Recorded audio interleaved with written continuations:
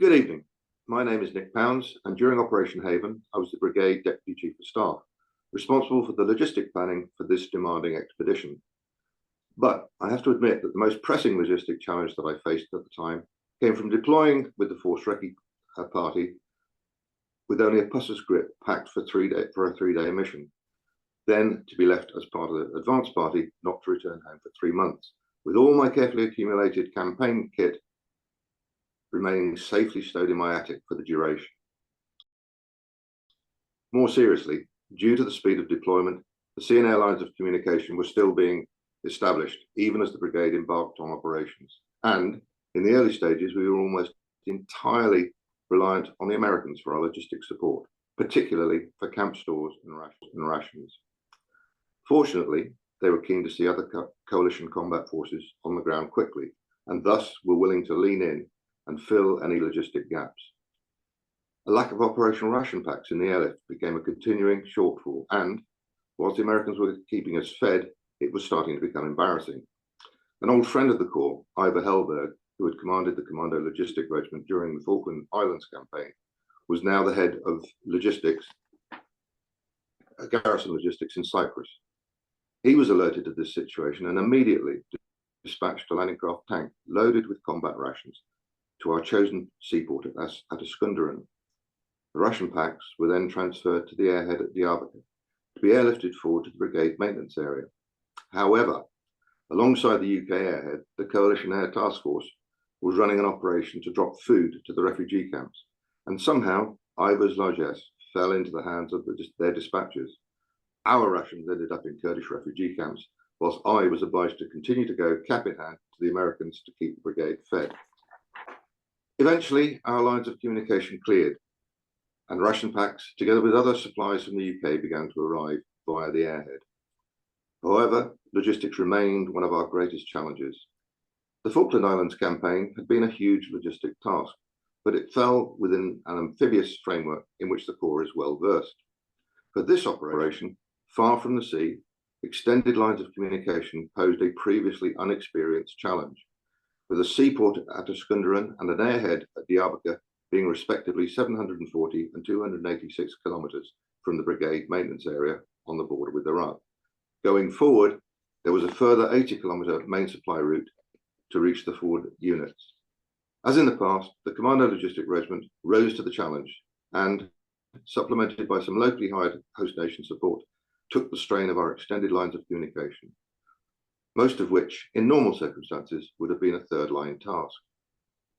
Initially, the regiment rapidly deployed an advanced logistic group by air with enough vehicles and stocks to support a small brigade headquarters and 4-5 commando group. The rest of the regiment then followed as fast as its considerable bulk would allow, as normal, by sea. Paradoxically, this sea tail got most of the brigade's vehicles into theatre faster than many of those that had been prioritised for air transport. The CO, Andy Higginson, divided his regiment into task groups to cover the myriad logistic demands. The brigade maintenance area was at Salopi, but almost immediately from the arrival of sufficient assets, a logistic task group, which included a field dressing station, was deployed to Sursink to improve response time because, as I mentioned before, the forward units were 80 kilometres over difficult roads from the brigade maintenance area. The regiment was also providing handling parties, drivers and escorts from the port and airhead, and despite an all-up strength of over 750 personnel, manpower was the CO's greatest challenge, exacerbated by the need to escort convoys and guard ammunition against PKK insurgents. On top of this heavy commitment, the regiment also provided direct support to the relief efforts of the brigade units and to the attached team of civilian aid workers from the UK's Overseas Development Agency, and at one point even deployed 3 composite rifle troops to act as brigade reserve and guard the main supply route in northern Iraq. On the staff side, planning and coordinating of our logistics requirements within a US divisional planning cycle was a demanding new experience, as was dealing with the Turkish border police. They viewed all our cross-border movement with suspicion. However, a good deal of diplomatic stroking by John Spencer, the SO3G4, whose focus was on host nation support, and copious form filling by the logistic regiment staff managed to keep cross-border traffic flowing. There was only one major crisis when the Kurdish PKK attacked a Turkish police station in Salopi, leading to complete closure of the border. This, of course, affected the supply lines of the whole coalition, so some high-level diplomacy was quickly applied to restore the situation. And the border reopened within a couple of days. By mid-June, the operational tempo was reduced and logistics were running comparatively smoothly.